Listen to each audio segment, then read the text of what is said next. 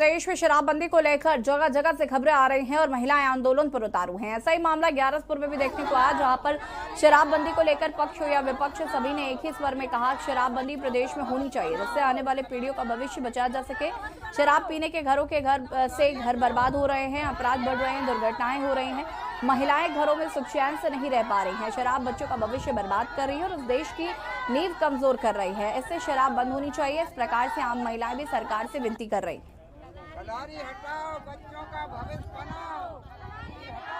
शराबबंदी के बारे में जैसा कि आप बोल रहे हैं, शराबबंदी होना चाहिए या नहीं होना चाहिए, तो मेरा मानना ये है कि ये सबसे गंदी बीमारी है, जिसके चलते महिलाएं दुखी हैं, उनके बच्चे परेशान हैं। ना तो बच्चे पढ़ पाते हैं, ना महिलाएं सुख से रह पाती हैं। बच्चों की मानसिक स्थिति पर इतना गंदा असर पड़ता है, ना तो वो हंसते हैं ना बोलते हैं।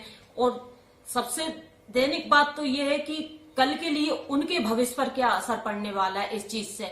इसलिए मेरा मानना ऐसा है कि जल्द से जल्द शराबबंदी को रोकना चाहिए। बहुत ही संवेदनशील सरकार, माननीय शिवराज जी के नेतृत्व में निरंतर रूप से गरीबों का विकास कैसे हो सकता है, गरीबों का उत्थान कैसे हो सकता है, इस विषय में हमारी सरकार माननीय शिवराज जी के नेतृत्व में निरंतर रूप से काम कर रही है। और आप देख रहे होंगे कि मध्य प्रदेश का जो विकास है बहुत ही तीव्र गति से हुआ है शराबबंदी की।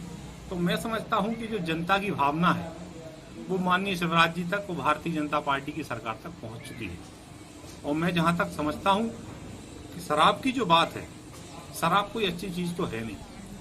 शराब एक समाज में फैला हुआ बहुत बड़ा कलंक है। बैतूल में एक नाबालिग रेप पीड़िता का निजी अस्पताल में गर्भपात करवाने का सनसनीखेज मामला सामने आया है। गर्भपात करवाने वाला कोई और नहीं बल्कि नाबालिग से रेप करने वाला आरोपी था। 10वीं कक्षा में पढ़ने वाली नाबालिग पीड़िता आरोपी के कोचिंग सेंटर में पढ़ने जो आती थी, जहां आरोपी शिक्षक ने उसके साथ रेप किया और जब वो गर्भवती हो गई तो उसे जान से मारने की धमकी देकर बैतूल के एक निजी हॉस्पिटल की डॉक्टर से साठगांठ करके उसका गर्भपात करवाया। पुलिस ने न सिर्फ रेप करने वाले को गिरफ्तार किया है बल्कि निजी अस्पताल की डॉक्टर को भी हिरासत में लिया। पुलिस कर्नल हॉस्पिटल में जांच पड़ताल कर रही थी। इसी बीच मामले में बड़ा ट्विस्ट आया जब मामला विधानसभा के मौजूदा भाजपा विधायक डॉक्टर योगेश पंडागरे भी हॉस्पिटल पहुंच गए और पुलिस के साथ बंद कमरे की चर्चा में शामिल हुए। हालांकि बाहर निकलते हुए जब उनसे मीडिया ने तीखे सवाल पूछे तो विधायक ने जान बनने की पूरी कोशिश की। तो भी पुलिस कार्रवाई में चीजें आएंगी, उस पर वैधानिक कार्रवाई किसके खिलाफ किसकी गिरफ्तारी की जा रही है इसमें? अभी तो फिलहाल जो आरोपी है, रेप का आरोपी, उसको गिरफ्तार कर लिया गया है और बाकी जो चीजें हैं, जो जांच में जो तथ्य आए हैं, उनके आधार पर जो आगे आरोपी होंगे उनको बनाकर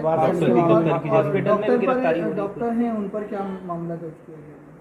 डॉक्टर का भी हम लोग सारी चीज़ें जांच में ले रहे हैं। उसके आधार पर जितने भी तथ्य सामने आएंगे उसके आधार पर धारा बढ़ेगी और जो व्यक्ति आगे आरोपी बनेंगे उनको गिरफ्तार